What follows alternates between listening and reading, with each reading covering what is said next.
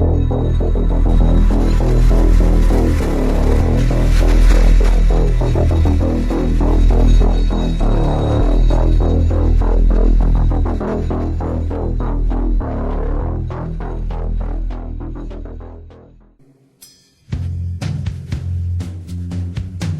name is Nassim Sabs. Let me ask you a question.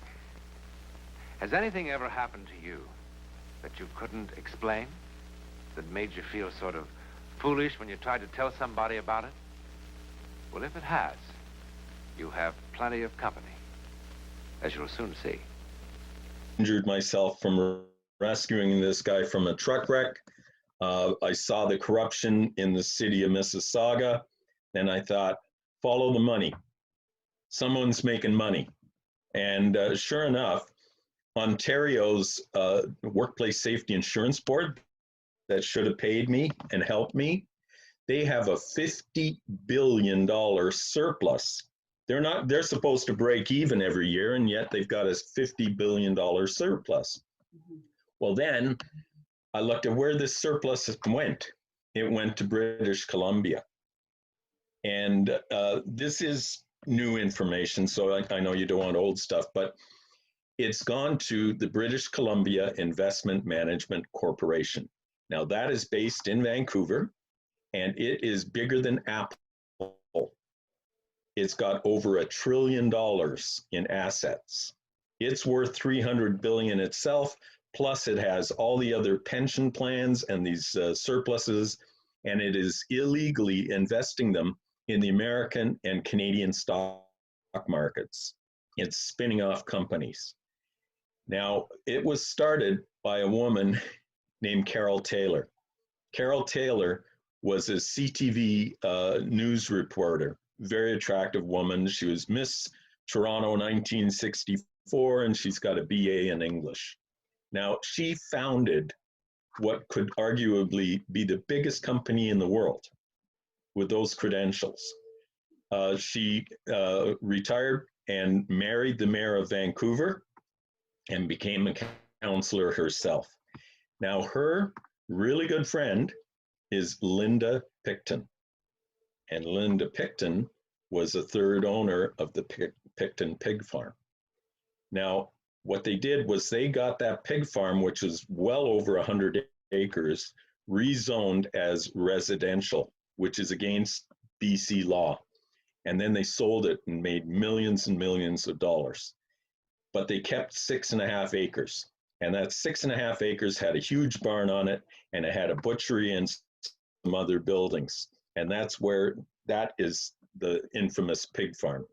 Now, Linda Picton, good friends with Carol Taylor, who starts BCIMC, biggest company in the world.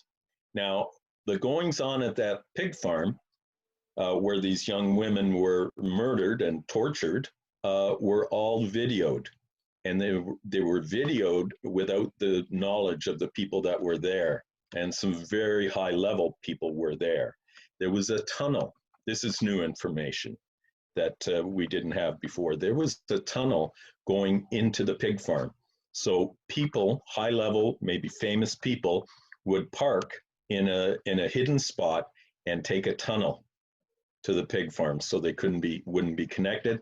They didn't know they were being videoed. There's also a book, and it has all the names of the big shots that went to the pig farm. Now, they were being videoed by a company called Greek Life Films.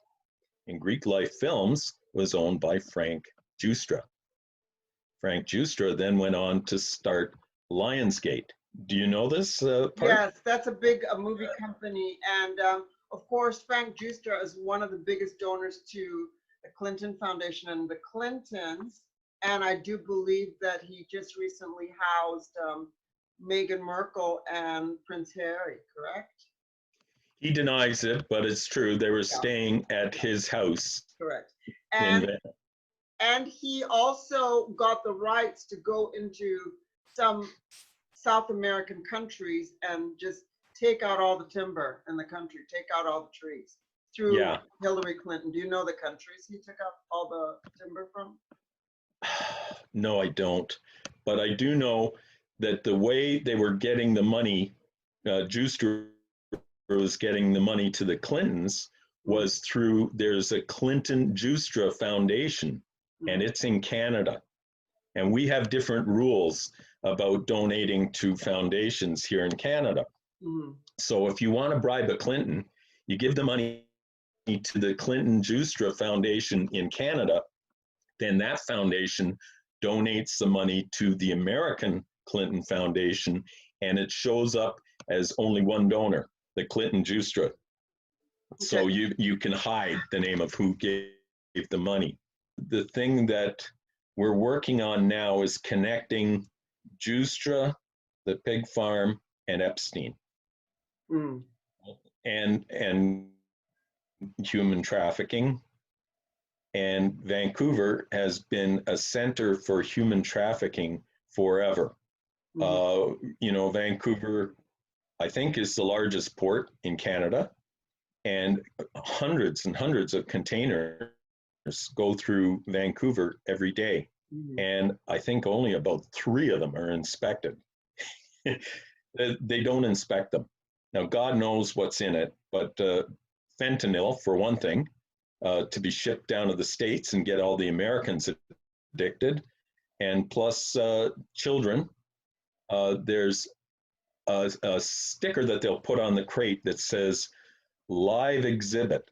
Mm. And if that sticker's on there, they don't inspect it because it's got people in it. Correct. And it's live art. We call it live art. Believe. So, in America, it's called live art. That's right. No, in Canada too. I got it wrong. I said it wrong. And so that's going through Vancouver. And as you know, Vancouver borders the States. Like it's right there. It's on the border of US. So it's nothing. It's a short drive. And they process adrenochrome in Canada. Mm-hmm. And that's shipped up north. I guess it's better if it's somewhere cold that they process it. And then it's sent back down again to the States or wherever. But I guess that's been shut down.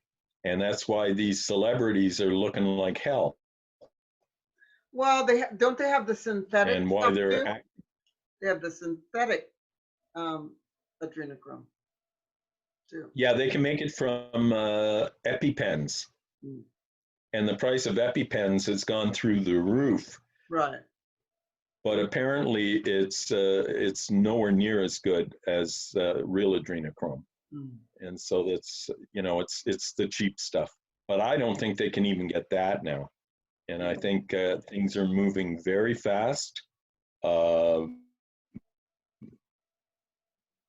lot's going on. There's a lot going on that I can't talk about. But there's a lot of people working on this. And so it's maybe the next time we talk. Okay, I'm going to put up the pictures of Trudeau now, and we're going to go through a little history lesson for the non-Canucks, okay? The non-Canucks out there, let's go through a little history lesson so you know what's going on. So here we are. We have your Prime Minister, whom I don't think is full Canuck. Isn't he the son of Fidel Castro? Yes, he is. He's the son of Castro. And the mother had an affair with Castro, and his brother obviously was murdered in a snow fight, and he was a sacrifice, I assume, the younger half brother, correct? That's correct. Yep. I talked to some witnesses to that, of that little snow fight. Oh, and what did they see? They saw that he abandoned the brother, and they were around the area. So that's what they told me. Alpha Patriot subscriber says, the fire in Maui is real. I have friends there, and it's much worse than we are being told. And she also says, rest in peace, a bushcraft bear. So sad. And I have another one who says, if trees didn't burn, then it's, directed energy.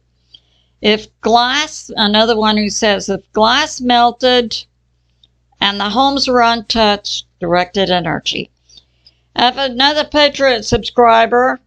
I have a lot of Patriot subscribers who still have a lot of fire in the belly regarding various fires in the U.S., including the one in Paradise, California, a few years ago.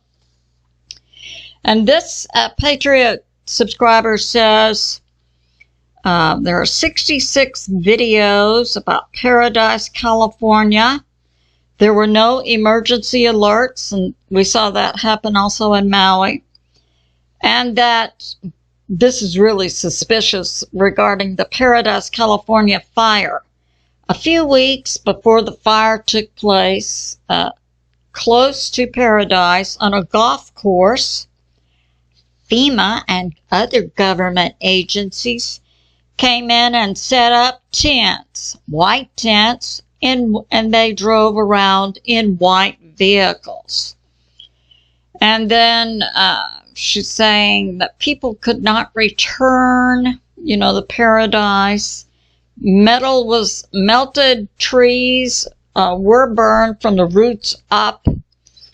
And also, this Patriot subscriber had a rental in Paradise. That's how she knows so much about it.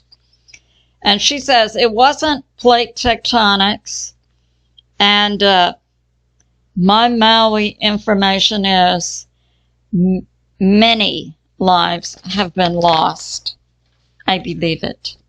I have a Patriot subscriber saying the Maui fires are similar to previous fires that happened in Paradise, in Redding, in Santa Rosa, in Thousand Oaks.